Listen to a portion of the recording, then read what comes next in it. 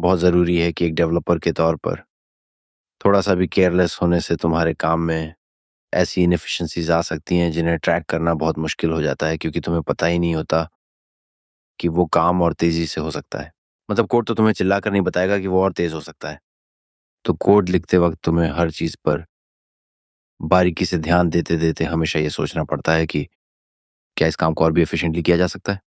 और ये छोटी-छोटी बातें भी पूरे कोड का सत्यानाश कर सकती हैं। तो कंपनी में एक भी लापरवाह डेवलपर होने से उसे काफ़ी भारी नुकसान हो सकता है, क्योंकि उनकी इस इनएफिशिएंसी की बाकी डेवलपर्स को भनक तक नहीं लगती। वो बस यही मान कर बैठ जाते हैं कि जो है सो है। इसलिए टेलीग्राम जैसी कोई भी ऐप बनाने वाले हर एक डेवलपर की ये ज़िम्मेदारी बनती है कि वो खुद से पूछे कि क्या इस काम को और एफ़िशिएंटली किया जा सकता है? क्या इसे करने का कोई सिंपल तरीका है? और मेरे ख़्याल से यही बात प्रोग्रामिंग के सबसे खूबसूरत पहलुओं में से एक है ना? हाँ, बिल्कुल, क्योंकि जब चीज़ों को आसान बनाकर उन्हें ज़्यादा एफ़िशिएंटली करने का तरीका तुम्हारे हाथ लगता है, तो तुम्हें बहुत खुशी और अपने आप पर प्राउड फ़ील होता है। और जहाँ तक तुम्हारे पॉइंट का सवाल है, मुझे ऐसी कुछ सिचुएशंस याद हैं जब किसी इंजीनियर को निकालने से मेरी टीम की प्रोडक्टिविटी दरअसल बढ़ गई।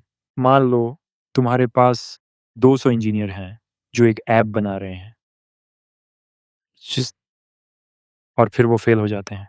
उनसे फीचर रिलीज़ शेड्यूल की पेस से नहीं चला जा रहा और तुम हो कि बस यही सोच रहे हो कि शायद मुझे एक और को हायर करना पड़ेगा। पर फिर तुम नोटिस करते हो कि उनमें से एक बहुत अजीब है। वो शेड्यूल से पिछड़ कर शिकायत करता रहता है और कोई ज़िम्मेदारी नहीं लेता, तो तुम सोचते हो कि क्या तुम्हें उसे फायर कर देना चाहिए, और तुम उसे फायर कर देते हो। कुछ ही हफ्तों में तुम्हें समझ आ जाता है कि तुम्हें तीसरे इंजीनियर की ज़रूरत नहीं है और कभी थी भी नहीं। असली प्रॉब्लम तो वो बंदा था जो प्रॉब्लम सॉल्व ना करके प्रॉब्लम्स क्रिएट कर रहा था। ये बहुत अजीब होता है क्योंकि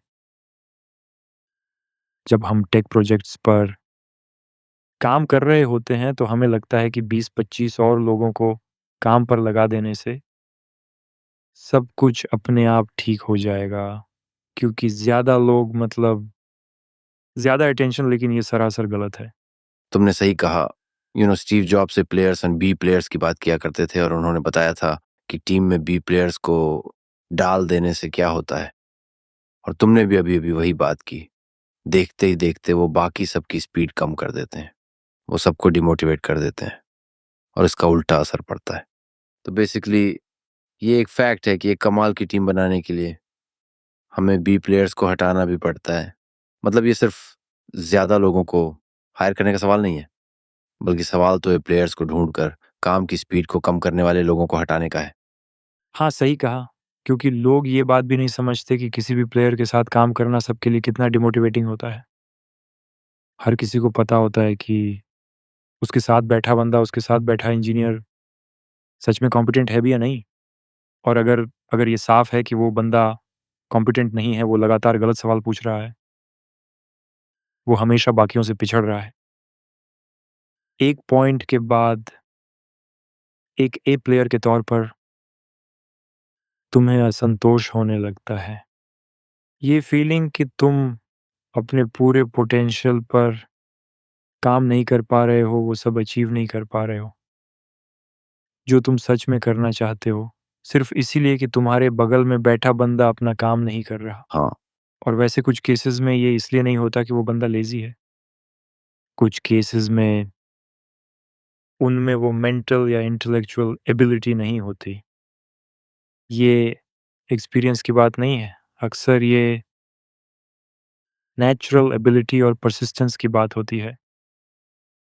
90% केसेज़ में मुद्दा बस इतना सा होता है कि एक लंबे वक़्त तक वो एक टास्क पर ध्यान नहीं दे पाते।